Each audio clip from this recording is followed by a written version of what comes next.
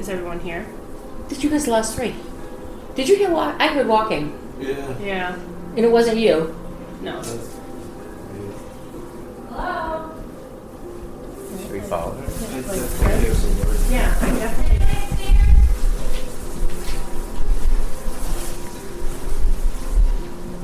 In the basement? There was You heard that? definitely somebody walking. Yeah, somebody else up there.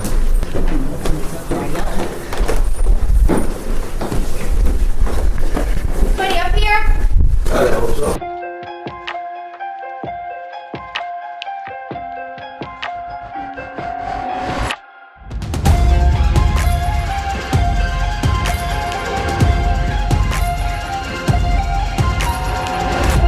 Welcome back to Weirder After Dark, the podcast where we get New England strange. I am here with my 2 co-hosts. I'm Chris. I'm Cathy. And y'all, it officially got Weirder After Dark this weekend. It really did. It literally got weirder as soon as it got dark. It did. This is our follow-up episode after Cathy told her story about the SK Peirce house, and we visited it last night, and it was the first time in my life I think we might have heard ghosts. I don't know. Is that too much? Do you two agree? I don't know what I heard, but I am leaning in a direction today. Yeah, I think like going into it, you know, when we did the first recording, I was like, I'm a skeptic, but I want to believe. And I think now maybe there's something. Yeah. Our listeners heard the intro, so you heard a little bit of that buildup of what we experienced and went through last night. But I'm with Cathy. Chris, I don't even think it's hard to say. I don't know if I'm skeptical anymore. Like, that's the first time there was some type of evidence that made me go, I legitimately cannot explain. We've done things like this before we did the podcast, and I've never heard anything that slightly moved me in one direction. And today, I don't know. So we want to share our story about what we experienced yesterday. We're just going to hit a quick little recap right from the top. First, we had about an hour and 15 minute drive from Manchester, New Hampshire. About that, yeah. Down to Gardner, Massachusetts. I do have to say, drive. it was snowing pretty bad, and I got you both there safely. I think that almost deserves a round of applause. Thank you, Chris. Okay, Thank you for getting us there safely. Thank you for your safe Although you are a driving. notoriously safe driver, so 12 slow. miles below the speed limit safe. So thank you, though. You got us there. 5 below is safe. Yes. So slow. We appreciate There that. was one point where you were doing 60. I had to say something, kind of call you out on it. Once we got down there, our first stop was the cemetery, right? Yes. Yes. Yeah, which interestingly enough was very close to the house. I wasn't expecting that. Yep, it was right down the It street was from walking them. distance from the house. Easy. Yeah. So if you check this out for yourself, be sure to just walk down the street past the house. It's maybe not even like a quarter of a mile, right-hand side of the road, and you can quickly find the plots to where the SK family themselves is buried. And we also just want to let you know that we are committed to this research because it was like -5 degrees outside. What? We were, Oh, It was minus 50. It was, I don't know if it was that cold, but I will say that I think we were at the cemetery outside for like 15 minutes, and like we are all New Englanders born and raised, but I was literally like, well, I actually learned a little bit how much Croce is a bitch when it comes to cold weather. But Hates the cold. He's like, do I have to get out of the car?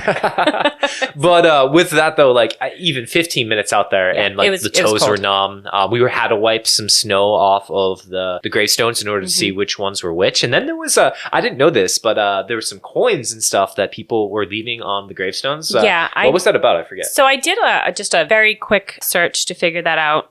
It was originally started because some cultures believe that they had to take like a ferry over into the afterlife. And so that allowed them to take the ferry to be able to go over and to be able to move on. Yeah. Like, I know that's an Egyptian belief that you need to bring money to take the ferry Yeah. into the afterlife. yeah, in their tombs, they would put like the gold and statues that represented wealth. I remember the caretaker, who we're going to spend a lot of time talking about through the rest of this episode. He told her that we actually went to the cemetery, and she was just like, "Oh, were there coins?" I remember her asking, and I was Yes. like, "Oh, okay, this must be like Yeah. pretty common." And then when Cathy and Chris told her that we left some coins there, she's like, "Oh, that's like really great luck. Like that's going to do well." So again, if you visit, bring some goodwill to yourself. Maybe you'll have an experience. Maybe you'll awake some of those spirits that want to come show you a good time. Yeah. I think when we told her that we went and visited the cemetery, she she was touched by that. Yeah. That we weren't just taking this tour as, ooh, we're going to go see some ghosts and have like the spooky experience. We acknowledge the fact that these were once real people. They existed in this town, and to kind of give that due respect. Yeah. She appreciated that. That was really sweet of you to clean off the site, the snow Yeah. off of it, and, Yeah. and take care of it that way. Yeah. Pulling up to the street that runs parallel to the SK house. Taking it in, Cathy, I was thinking back to like your descriptions of the Addams family house, and just like, that's pretty accurate, right? You're Like, not missing this house. Yeah. It definitely stands out in this neighborhood. huge, and just the colors, the style, the way that it is like, it leaves an imprint on you the Yeah. second you see it. Oh, you definitely you see it as soon as you pull up the hill. Yeah. Yeah. In this town, there is no other building that even comes close to the height of it. There's a Widow's Walk, and I went all the way up to the top, and I walked up it. There's nothing in this town that comes close to it. When you're up there, you're literally looking down on everyone else in the town.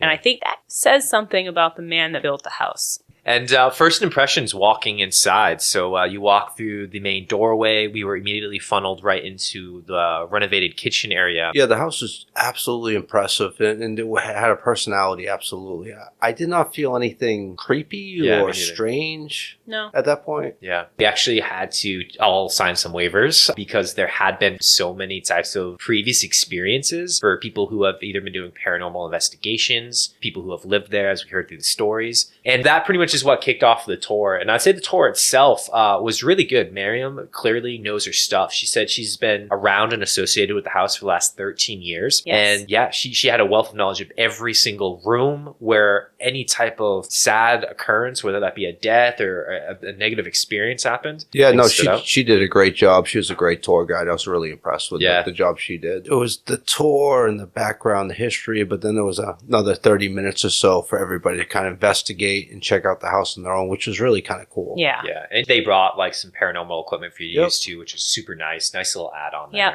I don't know if I necessarily felt anything per se. I know some of the people that we were with kind of felt like they were being guided by like a small child through the house on their own time. Yeah. That was super interesting. I think that when we were in the basement, supposedly there's a gentleman that resides in the basement, and these people were actually saying that they were communicating with him. But once, we came down and a couple other people came down, the activity seemed to stop. Yeah. Is that because all of the people that came down stopped it? I mean, who knows? We didn't experience anything quite like that. But yeah, it seemed like other people definitely had some experiences. One of the things that Sean and I did was there was a story about a closet where a little boy had gone into the closet. Him and his friends, they were about 7, 8 years old. They It was broke it. actually Miriam's Nephew. Nephew. that went in the closet. Yeah, him and his friends, about 7, 8 years old, they play hide and go seek, goes into this closet, and he's in there and he hears a little girl that he's one of his friends, they're counting, and he's like, oh, I got this great hiding spot. He hears the girl and he's like, oh, I hope she doesn't find me, so he's trying to be quiet. And then all of a sudden, he just hears right in his ear saying, get out. And he runs out of the closet, screams, leaves the house. And even this day, she said he served over in Iraq. He did a couple tours. And she's like, do you want to come back into this house? And he's like, no, don't want to go back into there. So that was his experience. But as she's telling the story, Sean and I, we actually get to go into that closet. So I thought that was kind of cool that you get to experience that. You get to go into the closet. It's dark. I didn't experience anything in it, but just that you get to do that. One amazing thing that came out of the tours, we didn't have this pre-planned or anything, but Cathy, I see you wearing your SK I do. Peirce I have it Haunted on. Victorian Mansion sweatshirt right now. Yep. But Cathy was going to pick up a sweatshirt, and she had some one-on-one time with Marion, and she got Marion to agree to kind of sit down with us after everyone else left and give us a little bit of an interview. Yeah. I was really just hoping that she would take like a couple minutes just off to the side while the tour was going on, just answer some questions. She was amazing. She was so nice and just so considerate. And she was like, once the tour is done, we can meet. We'll go sit in the kitchen. And it turned out to be gold. It changed it all for me. We're back into the kitchen where this whole entire tour kicked off, and it's the three of us, Cathy, Chris, myself, and Marion in there. And it's dark. We got one main light. We have a chandelier hanging over us as we're sitting around this marble countertop. And we just start kind of asking some questions. And it not even 30 seconds. It You immediately literally started. turned the recorder on to start interviewing her, and it started. It started. And again, I just want to headline. We're going to share some of that audio with you right now. However, I just want to headline. This was not planned. We had no idea this was going to happen. We're not trying to throw something over you. This was raw experience the first time. I am 100% skeptical. Did not think, still as closer than ever to believing in ghosts. But let's go ahead. Let's play that right now. What happened to us? Is everyone here? Did you guys the last three? Did you hear I heard walking. Yeah. And it wasn't you. No. Here, why don't you come sit down? I heard walking. You had to caught that. Did you turn that on already? Yeah, it was on. Right as you did it, I turned it on. So yeah, we'll have to go back and listen. So, I guess we'll continue on. Yeah. There's some more cool stuff.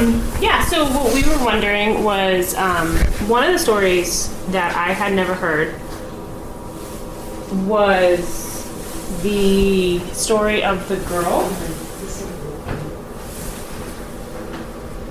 Hello? Should we follow her? Yeah, definitely.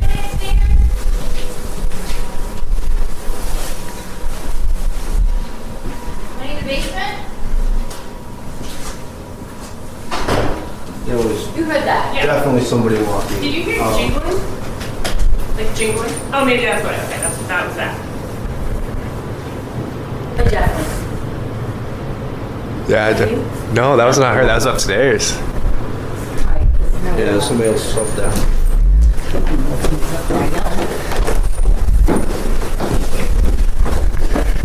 Is anybody up here? From the tour? From the tour. Good ad. Yeah. Hello?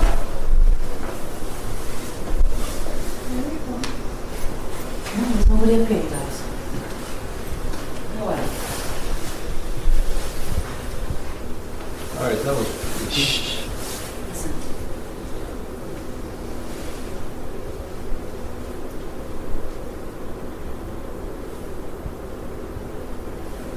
Yeah, what's that? Did you ever say like staticky noise? Yeah, like I feel like I hear like someone talking. Me too. It's like almost like a radio. Look outside. We're outside probably. I don't know. Look outside and see if somebody off in the car. On the patch. On the steamboat. Nobody? I see nothing. Nobody? Nobody.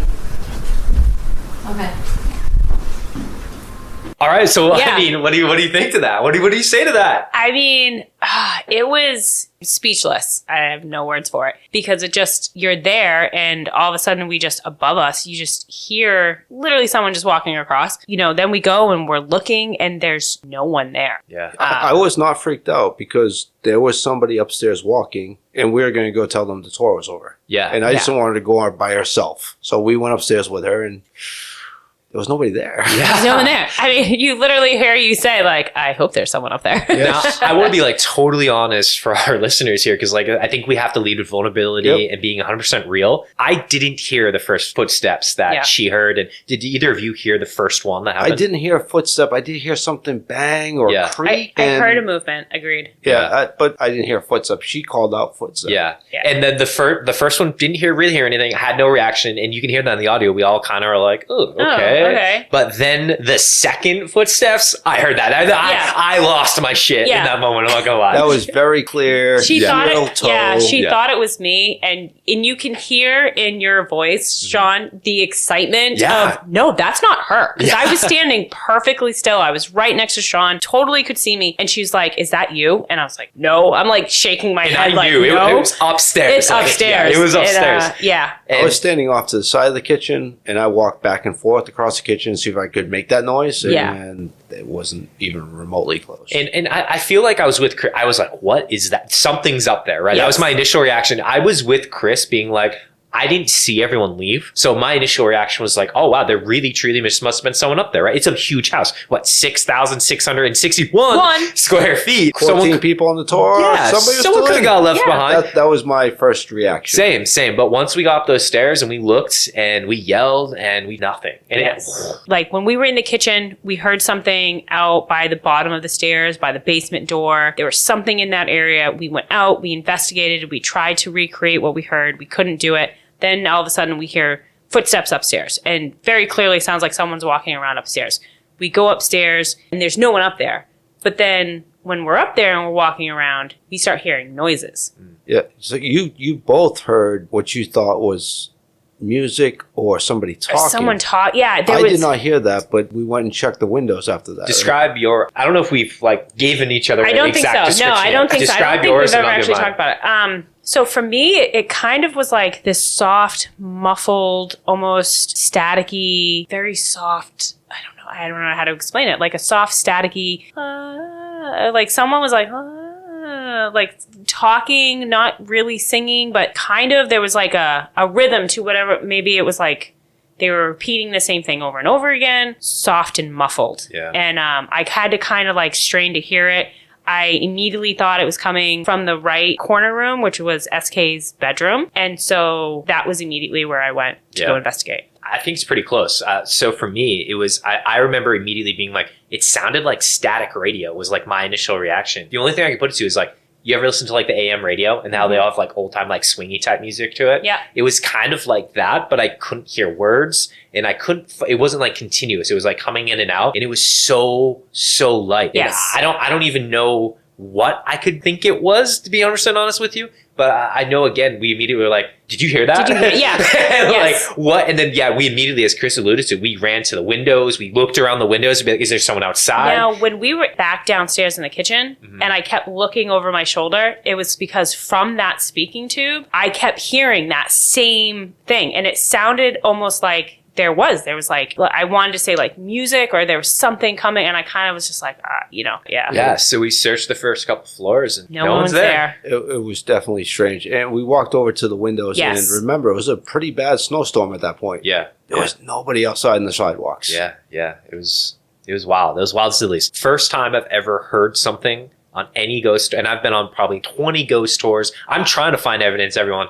And this is the first time I've ever seen or heard anything that made me go, I can't explain that. I literally cannot explain what those noises were. Now, we heard what we heard, which we did not pick up on our recording. Yeah, unfortunately, I know this sounds like, likely story. Yeah. This is our first time taking an actual recording device, and that's why you hear a little static in the background. We didn't want to edit it out because we wanted it to sound as raw and authentic as possible. But this is our first time using a like handheld recorder to do interviews with other individuals, as well as to try to like capture EVPs or something. So we will have a lesson learned. We'll be churning it up a little bit more next time. I was more thinking when I set this up to like, I want, when we interview them, I want it to sound good. I wasn't thinking about like, let's turn it up in case something creepy happens. Yeah. And I know that sounds like, like, of course you didn't. But like, I truly was more focused on the interview at that point in time than I was like the picking something up and thinking something was going to happen. We weren't ghost hunting. Yeah. We were interviewing her. Yeah. Like the ghost hunt just happened. Yeah. Are you going to put in the voice? Yeah. Yeah? Hell yeah. Hell yeah. Okay. Yeah, we definitely picked up something. So, yeah, there was... How could we not? Yeah. Like, what kind of question is that? Are we going to put in the weird voice? The weird voice, yeah. So no, cut that out. During the Story. Let's cut investigation... that part. During the investigation of the second floor, we didn't pick up the original footsteps or even what Sean and I thought we heard. Static noise, yeah. But upon reviewing it, there's something there. It's weird. It's weird. I think the coolest part for me is it's clearly a female's voice. I think we can all agree to that. I don't know the age. I don't know if we can say it's a child's voice or an adult's voice, but there's only two females with us. Yeah. It's Cathy and Marion, and you hear both of their voices surrounding this noise, and it does a really interesting job kind of, canceling them out. To me, it sounds like a younger kid. Yeah. That was my first impression. Yeah. I mean, all I could really pick up was that it definitely sounded female. I even questioned. I went back in my mind and was like, did I say something? Did I do something? I don't recall doing anything or saying anything. Yeah. I always want to put it out there that maybe, me or Marion, we said something or did something that caused this noise. But in my opinion, upon first hearing it, I was like, that is not me. I don't think it's Marion. Doesn't sound like either one of us. I feel like they're saying something about like, it sounds like. No, don't tell them. We want to drop the clip. Yeah. And have them decide. Okay, all right. We'll drop the clip right now. We're going to play it for you, and we'll make sure it plays a couple times, and you can kind of make your choice. And then we could say what we thought it sounded like. Cool. All right, let's play it now. From the door? From the tour. Good ad. Yeah. Hello?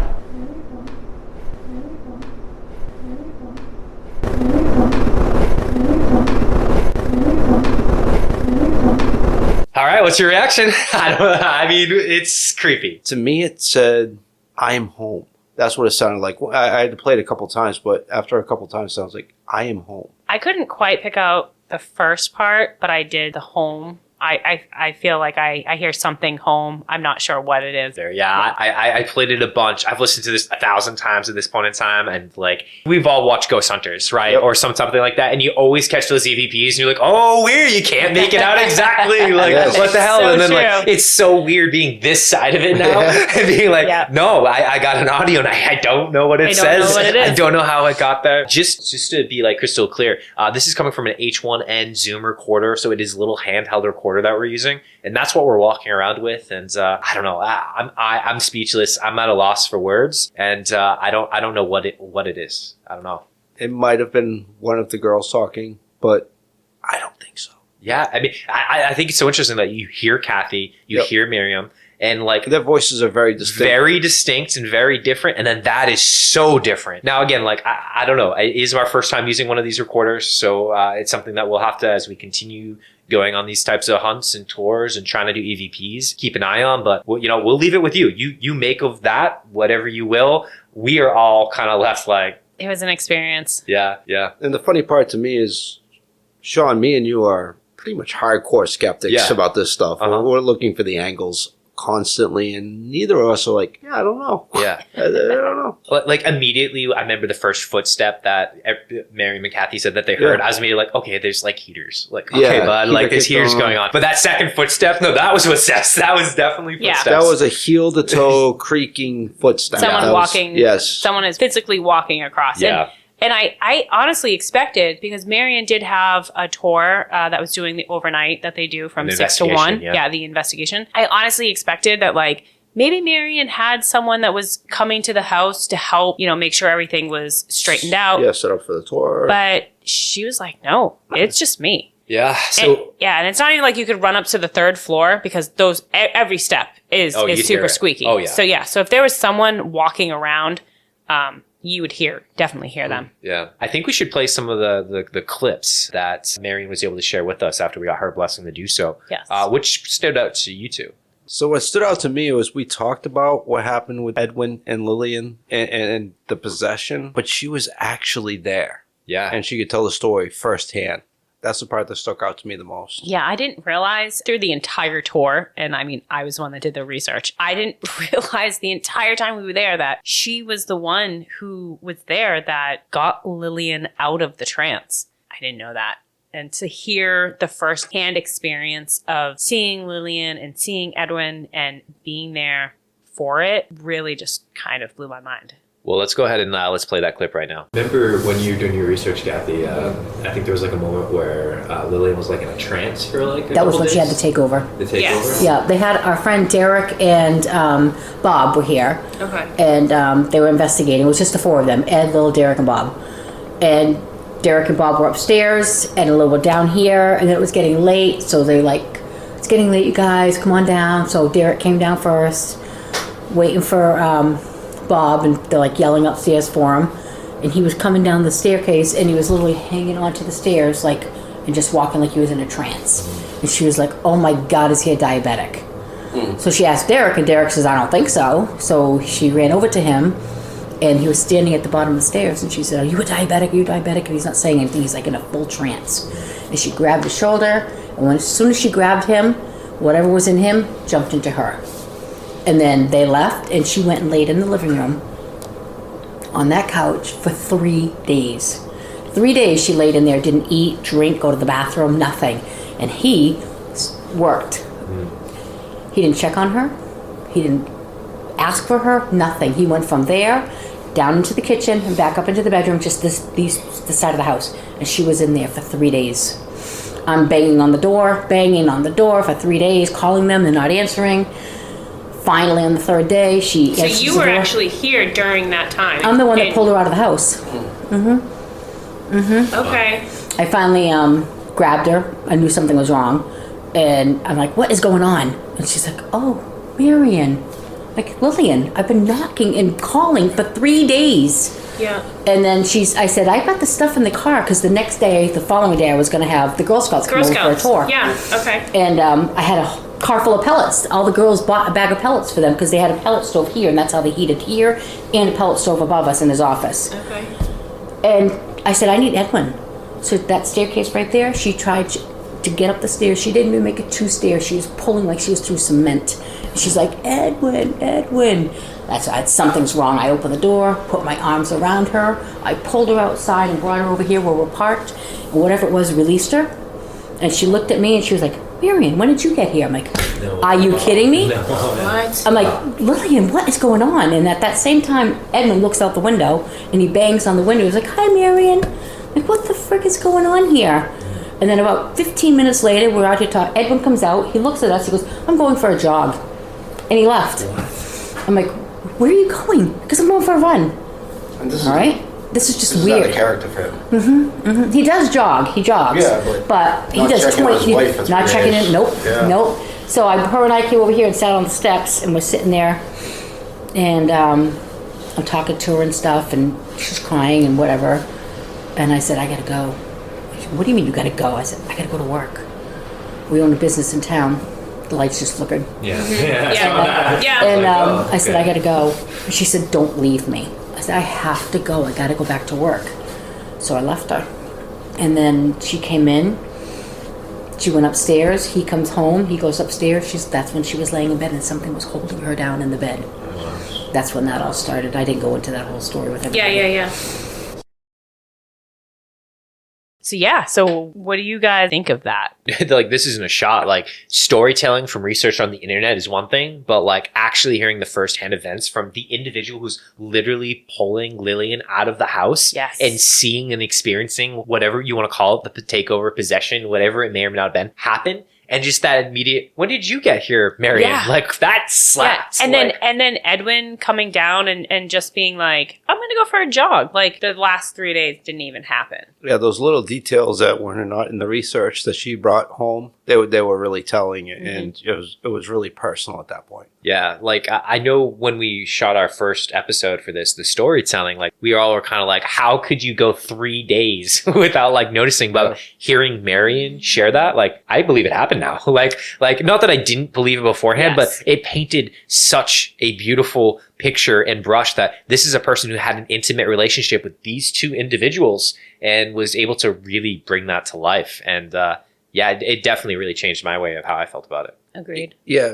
when we first told the story, it's like, oh, he went 3 days and his wife was in a trance and he didn't notice or he didn't seem to care. But the way she told the story made so much more sense. It just kind of added up. Just to help paint a picture here, like you just heard it, but like she's not kidding. Like this, like she believes it. This is her true experiences that happened there. And I think like what we experienced just makes me believe like these are real. This is happening. The way she reacted to what we are hearing, like it was old hat for her, really kind of made some of these other stories seem to ring more true for me. Yeah. And that and the fact that she really was just kind of calm about it. Even after we went upstairs, we looked around and we're like, okay, we know 100% no one's up there. We were hearing things that kind of was a little, okay, it's just that's what this house brings. Yeah, like that's what this house brings, which again, I think maybe adds a little bit more credibility to her, and that these are like she believes that this is what is happening and has had these experiences because she wasn't thrown off by it. She wasn't scared or anything like that, which is kind of nice too. That there's nothing to fear there. Well, we've been investigating this story for a couple of weeks. Yeah, she's been investigating for 13 years. Yes, she's been living it, living it.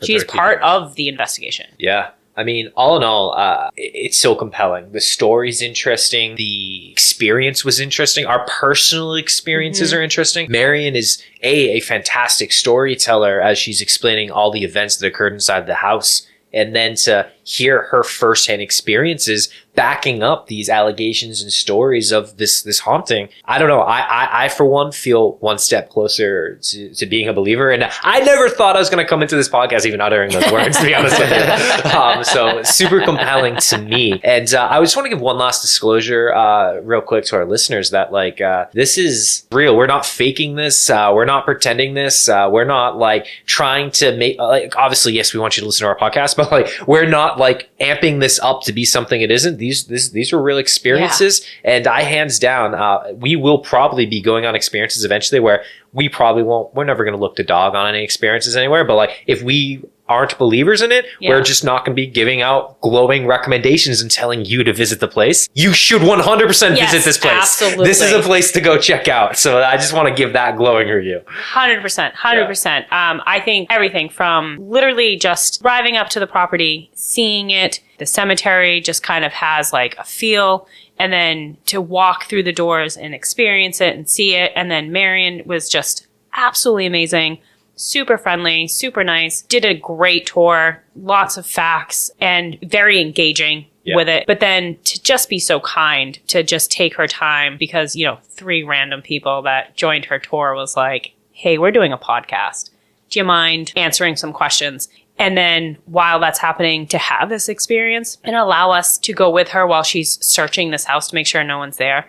Everything you heard was genuine, real, like, holy shit.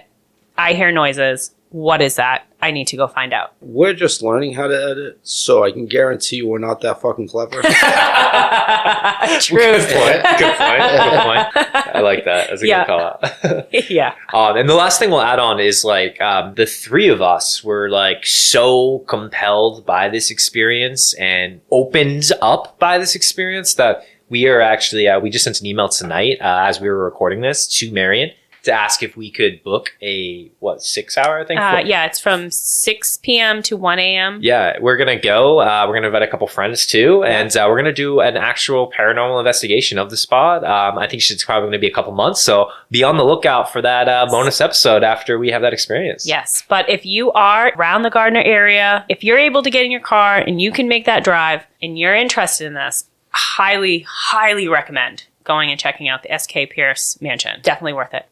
Any final takeaways? Nah, I feel like I pretty much summed it up. Yeah, it was a cool story. I know not every story we're going to share on this podcast is going to be an absolute banger. But, this was really cool. This was really cool. Yeah, for sure. All right, well, with that, thank you for listening to Weirder After Dark. If you liked this episode, if you thought it was interesting, please like the episode, share the episode with your friends. We are going to be continuing on our journey to tell you stories about everything New England weird. So please go ahead and share this. It helps us out. It means the world to us. Don't forget to leave a comment there as well, too. If you haven't already, you can find us on Instagram at Weirder After Dark, where after every episode, we will be launching some pictures as well as some sources to where we got our research in the places that we went to. So feel free to go ahead and visit it there. Yeah. So with that, love you guys. Thank you. Keep it weird after dark. Bye.